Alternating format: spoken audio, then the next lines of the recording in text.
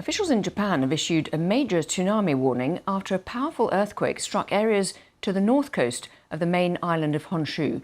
The tremor, which according to the US Geological Survey had a magnitude of 7.5, struck at just after 4 p.m. local time. It happened in the Ishikawa area close to the town of Anamizu. Well, this camera caught the moment the earthquake happened. Officials have urged people living in coastal areas to move to higher ground. And we're getting reports that some major highways have been closed, but the agency which administers Japan's nuclear power plants say they have not been affected.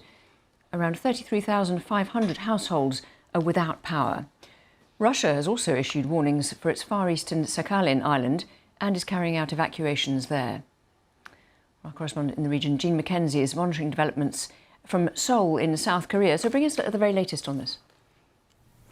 So the major tsunami warning has been issued for the Noto region in this Ishikawa prefecture. So this is in central Japan on the west coast. They are warning that waves of up to 5 meters high could hit that coast. At the moment, there has been waves of up to 2 meters, but officials are saying that those waves could get bigger. We could see more of them. There have also been tsunami warnings for the surrounding prefectures. So they're the prefectures of Niigata and Toyama. And so people living in these coastal areas have been told to evacuate immediately. They've been told to go inland to higher ground or to go to the shelters. People are being warned not to go to the coast, not to try and look at the damage or see what's happening. That, of course, the first waves that hit are often not the biggest. People are also being warned that there may be a following earthquake, a second earthquake. There are still tremors taking place in that region, in that Ishikawa prefecture.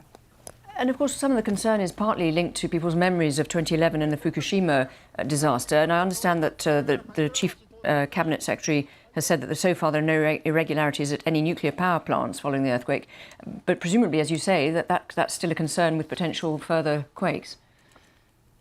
Yes, absolutely. So there are actually 5 nuclear power plants in this area that has received the major tsunami warning and just the tsunami warnings. Now, at the moment, they are not reporting any damages or any rise in radiation levels surrounding those plants.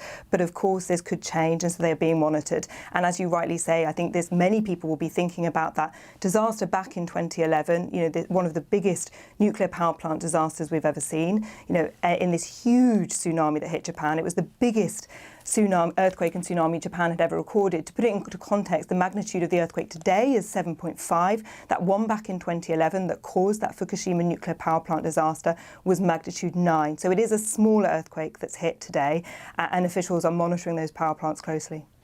And how prepared are people? I mean, are there sort of, are the systems kind of different from what they were then?